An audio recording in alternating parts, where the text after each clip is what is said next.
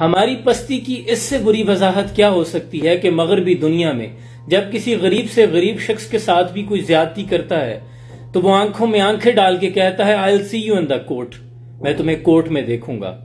لیکن ہمارے ہاں بڑے شکستہ دل کے ساتھ جب کسی غریب کے ساتھ زیادتی ہوتی ہے تو نم آنکھوں کے ساتھ وہ کہتا ہے میں تمہیں کل قیامت کے روز پوچھوں گا۔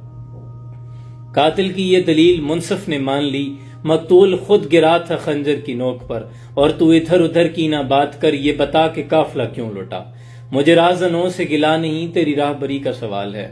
اور کبھی ہمارے اسلام میں عدل کا معیار یہ تھا کہ حضرت علی کرم اللہ وجہ الکریم امیر المومنین ہیں، اور آپ نے خود ایک قاضی کو اپوائنٹ کیا، خود اسے ملازمت دی، لیکن کچھ روز کے بعد اسے خود ہی معزول کر دیا۔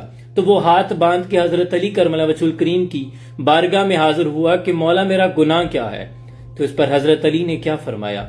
آپ نے فرمایا میں نے سنا ہے کہ تمہاری عدالت میں تمہاری آواز سائل کی آواز سے زیادہ بلند ہو جاتی ہے۔ اللہ اکبر۔